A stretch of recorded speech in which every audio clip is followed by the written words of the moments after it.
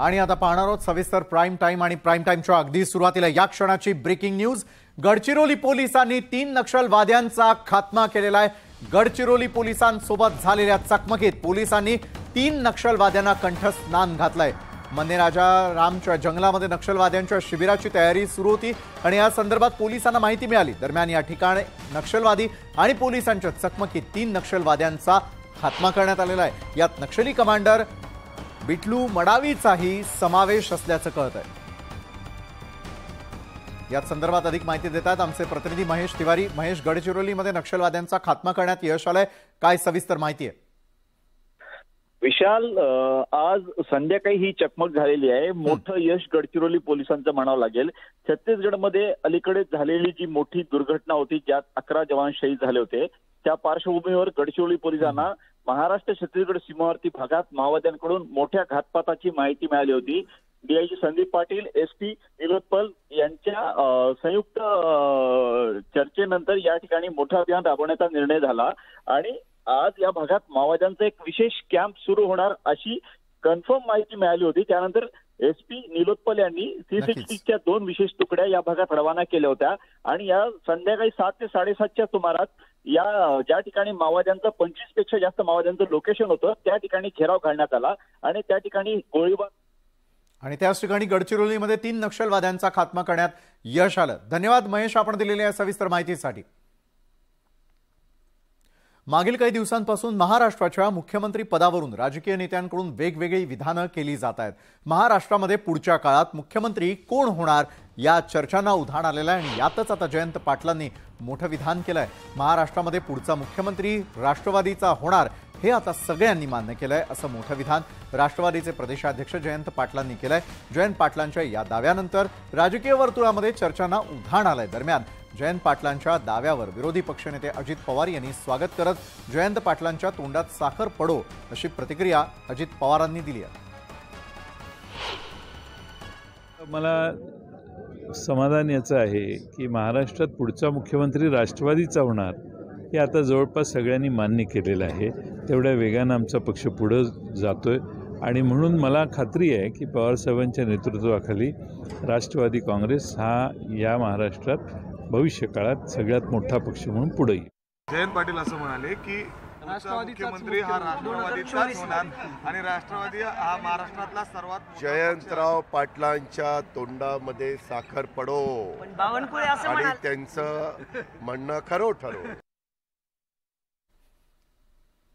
अजित पवारांचे सीएम पदाचे बॅनरबाजी सुरू असतानाच भाजपचे प्रदेशाध्यक्ष चंद्रशेखर बावनकुळे यांनी अजित पवार यांच्यावर टीका केली आहे। दरम्यान बावनकुळेंच्या टीकेला अजित पवार यांनी देखील प्रत्युत्तर दिलं। बावनकुळेंचा सल्ला घेणार असल्याचं पवारांनी म्हटलंय।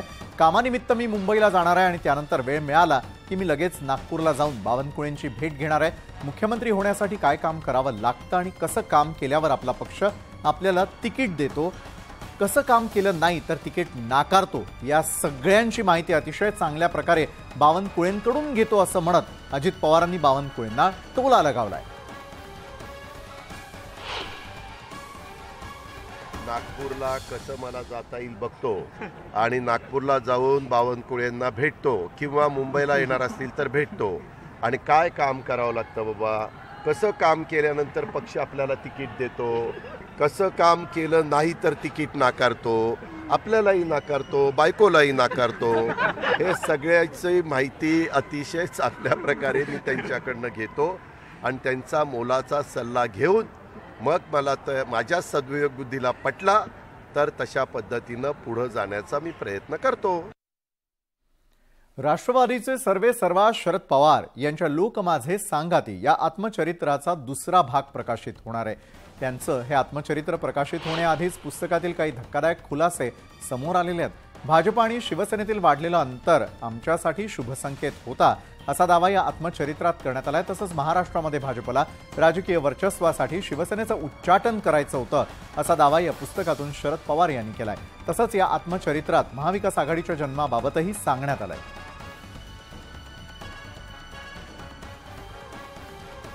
त्यानंतर वळूयात आणखी एका महत्त्वाच्या पुढच्या बातमीकडे आणि ती म्हणजे सीएम आणि उदय सामंत हे आता पवारांची भेट घेणार आहेत। उद्या दुपारी 3:30 वाजता ही भेट घेणार असल्याचं कळत आहे। बारसू संदर्भात शरद पवारांशी या भेटीदरम्यान चर्चा केली जाईल. शेतकऱ्यांच्या अडचणी दूर करण्यासाठी ही भेट घेतली जाणार असल्याचं कळतंय. सिल्वर ओकवर या संदर्भातली ही चर्चा होण्याची शक्यता आहे. मुख्यमंत्री महोदय आणि शरद पवार साहेब आणि पवार साहेब आणि मी असं जे काय बोलणं झालेलं आहे त्या संदर्भातली उद्या आमची बैठक आहे. ही बैठक झाल्यानंतर तिथल्या लोकांच्या ज्या काही अडीअडचणी असतील, तिथल्या ज्या काही परिस्थितीनुरूप काही कारवाया झालेल्या असतील तर त्या बाबतीमध्ये मी शरद पवार साहेबांची चर्चा करेन. आणि आत्ताच एक तासाभरापूर्वी जे आंदोलनकर्ते आहेत त्यांच्या शिष्टमंडळानं शरद पवार साहेबांची भेट घेतलेली आहे. बारसू रिफायनरी प्रकरणावरून राजकीय वातावरण चांगलंच तापलेलं आहे. दरम्यान अजित पवारांनीही बारसूला जाणार असल्याचं सांगितलं. बारसूमध्ये जाऊन स्थानिकांची मतं जाणून घेणार असल्याचंही अजित पवार म्हणाले. सत्ता कुणाचीही असो, मात्र सकारात्मक गोष्टी बघून समर्थन करावं असंही अजित पवार म्हणाले. राज्यात मोठ्या प्रकल्पांची गरज असल्याचंही अजित पवार सांगताना दिसले. महाराष्ट्र दिन असला तरी मी सातत्याने सांगतोय, कुणाचंही सरकार असू द्या, कुठल्याच सरकारला कुणावर अन्याय व्हावा असं वाटत नाही. विकासाच्या बाबतीत तुम्हाला सगळ्यांना माहिती आहे, महाराष्ट्राला माहिती आहे, नाणारला प्रकल्प हा होणार होता. नाणारला मोठ्या प्रमाणावर विरोध झाल्यामुळं दुसरी जागा निवडली गेली आणि ती बारसूची निवडली गेली. त्या जागेच्या मध्ये आपण सगळ्यांनी टीव्हीला पाहत होतो. मी पण तिथं जाण्याचा प्रयत्न करणार आहे. विकासाच्या बाबतीमध्ये माझं स्वतःचं मत आहे, सत्ता कुणाची असो कुणाची नसो, आपण त्याच्यामध्ये सकारात्मक अँगलनी बघितलं पाहिजे. अर्थात सरकारनी संवेदनशील मार्गाने हे प्रश्न सोडवायचे असतात. त्या संदर्भामध्ये स्वतः पवारसाहेब मुख्यमंत्र्यांशी बोलले, मी उदय सामंतांशी बोललो, मी उपमुख्यमंत्र्यांशी पण संपर्क साधायचा प्रयत्न केला, परंतु ते 2 दिवसाकरता युगपुरुष छत्रपती शिवाजी महाराजांच्या अश्वारूढ पुतळ्याच्या अनावरणाच्या करता मॉरिशसला गेलेले होते. ते आलेत म्हणून मला समजलं. आता मी उद्या त्यांच्याशी संपर्क साधणार आहे. राज्यामध्ये सध्या रिफायनरीवरून चांगलाच वाद पेटलेला आहे. भाजप आणि ठाकरे गटामध्ये सध्या आरोप प्रत्यारोपांच्या फैरी झडू लागल्यात. जैतापूर प्रकल्पावेळी नारायण राणेंनी 250 कोटी रुपये घेतले होते असा आरोप संजय राऊतांनी केला होता आणि त्या आरोपावरून नारायण राणेंनी संजय राऊतांना प्रत्युत्तर दिलंय. तसंच विकासाच्या आड कुणी आलं तर त्याला सोडणार नाही असा इशाराही नारायण राणेंनी उद्धव ठाकरेंना दिलाय. उद्धव ठाकरेंनी बोलावं, कोकणाच्या विकासाच्या आड जो कोणी येईल आणि येण्याचा प्रयत्न करू त्याला मी विरोध करणार, आम्ही विरोध करणार. कोणी उद्या उद्धव ठाकरे जरी आला, ज्या दिवशी तो मोर्चा काढेल विरोधात, मी समर्थनीय मोर्चा काढण्यात रत्नागिरीतच. बघूया आपण, होऊन जाऊ दे. नारायण राणे हे आता काही राहिले नाही. ते त्या कोकणामधून 2 वेळेस पडलेले आहेत. ते आता खिडकीतून म्हणजे राज्यसभेवरून त्या ठिकाणी त्यांना भारतीय जनता पार्टीने मुद्दाम हे केलं आहे शिवसेनेला डिवचण्यासाठी, आणि त्याचाच तो फायदा उचलून काहीतरी बडबड करतो. मराठवाड्याच्या शिवसैनिकांनी दाखवून दिलं, कणकवली आणि मालवणमध्ये आम्ही जाऊन त्या ठिकाणी त्याला टक्कर दिली होती आणि हे त्यांनाही माहीत आहे, आणि म्हणून त्याने आता चुप बसावं, आता बस झालं. महाराष्ट्र दिनी मुंबईमध्ये बीकेसी मैदानावरती महाविकास आघाडी शक्ती प्रदर्शन करणार आहे. बीकेसीच्या मैदानावर महाविकास आघाडीची वज्रमूठ सभा होणार आहे. या सभेसाठी महाविकास आघाडीकडून जय्यत तयारी करण्यात आली आहे. या सभेचा 3रा टीझरही जारी करण्यात आलेला आहे. दरम्यान या आधी छत्रपती संभाजीनगर आणि नागपुरात वज्रमूठ सभा झाली. पहिल्या वज्रमूठ सभेमध्ये उद्धव ठाकरेंच्या विशेष खुर्चीवरून वाद झाला आणि त्यानंतर नागपुरात महाविकास आघाडीच्या सगळ्या नेत्यांसाठी समान खुर्च्या ठेवण्यात आल्या होत्या. आता बीकेसी मधील वज्रमूठ सभेकडे साऱ्यांचं लक्ष लागलंय. ही सभा ऐतिहासिक होणार असल्याचा दावा महाविकास आघाडीच्या नेत्यांनी केलाय. महाराष्ट्राच्या राजधानीमध्ये महाविकास आघाडीची सभा होत आहे आणि त्या सभेच्या नियोजनामध्ये शिवसेनेच्या नेतृत्वाखाली सगळे प्रमुख पक्ष काँग्रेस, राष्ट्रवादी एकत्र येऊन काम करतात. आणि या सभेसाठी आदित्य ठाकरे विशेष मेहनत घेताना तुम्हाला दिसतील. काल पण ते संध्याकाळनंतर मैदानावर होते, त्यानंतर बैठका घेतल्या सातत्यानं. आम्ही सगळे त्याच्यामध्ये आहोत. पण उद्याची सभा ऐतिहासिक ठरेल मुंबईतली.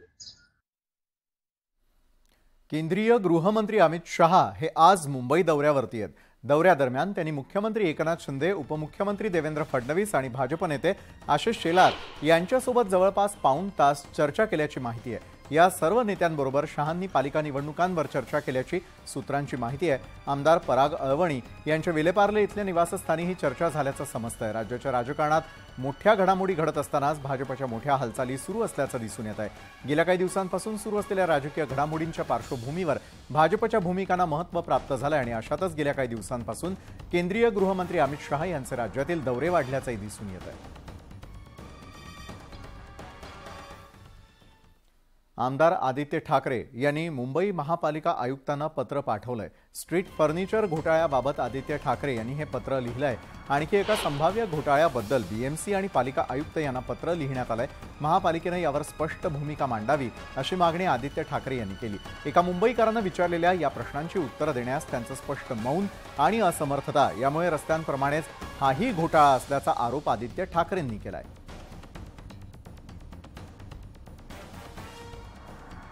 2024च्या विधानसभा निवडणुकीमध्ये परळीसह संपूर्ण महाराष्ट्रामध्ये उमेदवार उभा करणार असल्याची मोठी घोषणा संभाजीराजे छत्रपतींनी केलेली आहे। मराठा आरक्षणासंदर्भात पुन्हा एकदा शून्यातून सुरुवात करावी लागेल असंही ते यावेळी म्हणाले। तर परळीमधली दहशत पाहून मला सुद्धा धक्का बसला असून ही दहशत संपायची असेल तर स्वराज्य पक्षात या असं आवाहनही त्यांनी यावेळी केलं।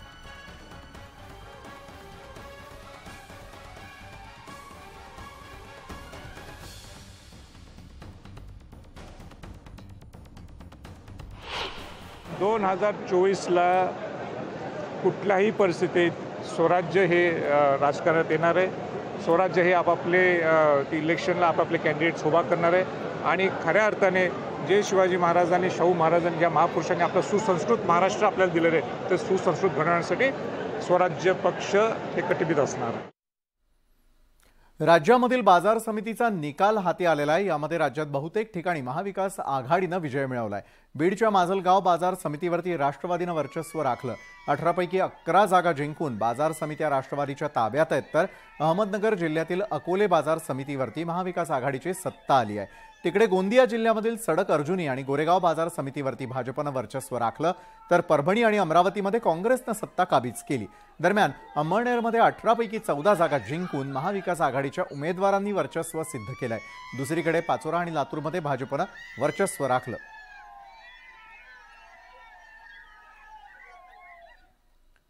तर महसूल मंत्री राधाकृष्ण विखे पाटील यांनी गड राखलेला आहे। राहता बाजार समिती निवडणुकीमध्ये विखे पाटलांनी निर्विवाद वर्चस्व सिद्ध केलं। 18च्या 18 जागांवरती भाजपचा दणदणीत विजय झाला असून थोरात गटाचा दारुण पराभव झाला। भाजप कार्यकर्त्यांनी विजयी जल्लोष साजरा केला असून फटाक्यांची आतषबाजी आणि गुलालाची उधळण करत विजयी रॅली काढण्यात आली। विखे पाटीलही या जल्लोषात सहभागी झाले होते।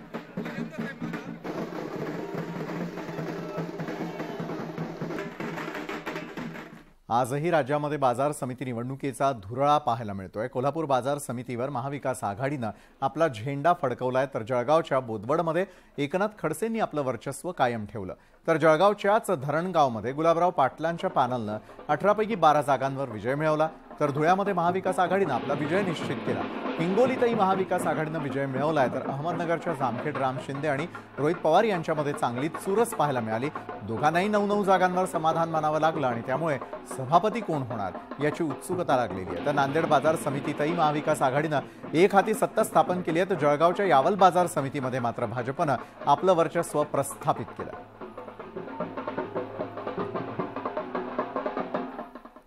बोदवड कृषी उत्पन्न बाजार समितीवरती एकनाथ खडसेंनी वर्चस्व कायम ठेवलंय।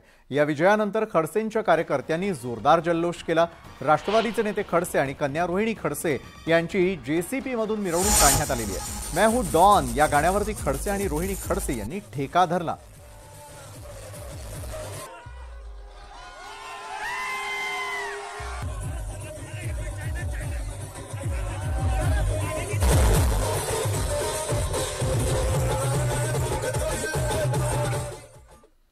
कल्याणमध्ये भर रस्त्यात तलवारबाजी झालेली होती। तलवारबाजीमुळे 2 तरुण यात जखमी झाले।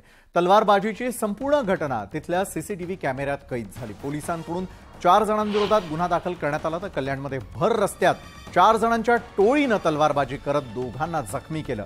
कल्याण पूर्वेच्या चेतना परिसरामध्ये हा धक्कादायक प्रकार घडला।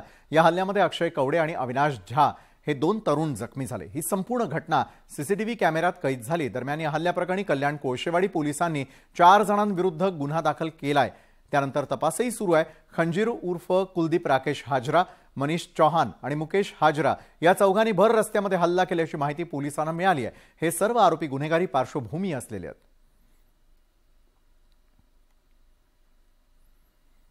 राज्यात एकीकडे कडक उन्हाळ्यामुळे जनता त्रस्त आहे, तर दुसरीकडे अवकाळी पावसानेही आता जनजीवन पूर्णपणे विस्कळीत झालंय।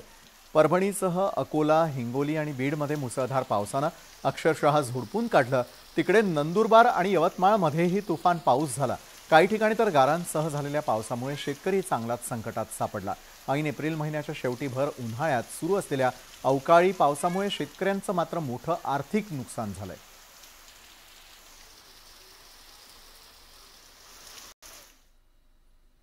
पंतप्रधान नरेंद्र मोदी यांनी 100व्यांदा मन की बात या कार्यक्रमातून देशवासियांशी मनमोकळा संवाद साधला। 100व्या भागातही मोदींनी काही खास लोकांचा आणि त्यांच्या कामाचा उल्लेख केला। मन की बात हा आता फक्त रेडिओवरील एक कार्यक्रम राहिलेला नाहीये, तर एक प्रकारची चळवळ म्हटलं तरी वावगं ठरणार नाही। मेरे प्यारे देशवासियों, मन की बात में आप सभी का बहुत बहुत स्वागत है। मन की बात कोटि कोटि भारतीयों के मन की बात है। पंतप्रधान नरेंद्र मोदींच्या कल्पनेतून प्रत्यक्षात अस्तित्वात उतरलेला एक असा आविष्कार ज्यानं आपले 100 भाग पूर्ण केले। मन की बात हा फक्त रेडिओवरील एक कार्यक्रम नाही, तर जगातील सर्वात मोठी लोकशाही असं बिरुद मिरवणाऱ्या देशातील जनतेशी त्या देशाच्या सर्वात मोठ्या नेत्याचा थेट संवाद आहे। मन की बातच्या प्रत्येक भागात पंतप्रधान नरेंद्र मोदींनी देशाला एक दिशा देण्याचा प्रयत्न केलाय। देशातील कानाकोपऱ्यातल्या असंख्य नायकांना जगासमोर आणलं, त्यांची त्यांच्या कामाची दखल घ्यायला भाग पाडलं आणि म्हणूनच हा फक्त रेडिओचा एक कार्यक्रम नाही, तर ऐतिहासिक पाऊल ठरलाय। जनता के लिए जो वक्त निकाल रहे हैं, उनको वो वक्त दे रहे हैं, उनकी जो समस्याएं हैं वो समझने की कोशिश कर रहे हैं, विच इज़ अमेजिंग।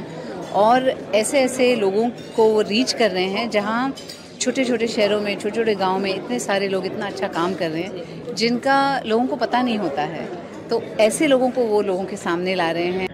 रविवारी पंतप्रधान मोदींच्या मन की बातनं 100 भाग पूर्ण केले। या राष्ट्रीय उत्सवात देशातीलच नव्हे तर जगभरातील लोकांनी सहभाग घेतला। गल्लीपासून ते दिल्लीपर्यंत आणि US पासून ते थेट न्यूझीलंड पर्यंत लोकांनी मोठ्या उत्साहानं, आनंदानं यात भाग घेतला। मन की बातचा हा 100वा भाग श्रोत्यांकरता पर्वणीच ठरला। मुझे ऐसा लगता है कि कम्युनिकेशन का इससे बेटर कोई फॉर्मेट हो नहीं सकता। जैसे जैसे आप आगे जाते हैं, लोगों के साथ कनेक्शन कम हो जाता है। और इतना अच्छा लगा सुन के दैट मोदी जी को लोगों के साथ कनेक्टेड रहना था। I think that's the sign of a great leader. Mann Ki बात मध्ये पंतप्रधान आपल्या मनातल्या नाही तर लोकांच्या मनातल्या गोष्टींची चर्चा करतात।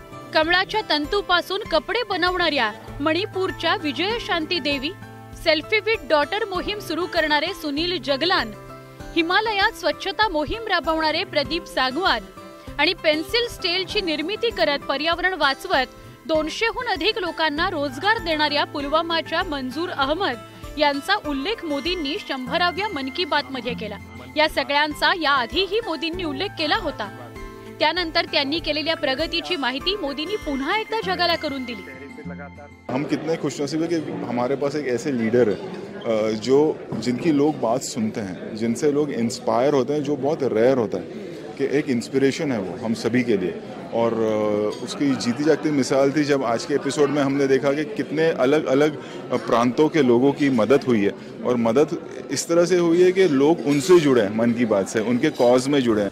मन की बात हा नव्या भारताच्या संकल्पनेशी जोडलेला नवसंवादाचा एक उपक्रम आहे। साध्या सोप्या भाषेतला सातत्यानं साधलेला संवाद कसा चमत्कार घडवू शकतो याचं जिवंत उदाहरण म्हणजे पंतप्रधान नरेंद्र मोदींची मन की बात। Bureau report, news 18 Lokmat.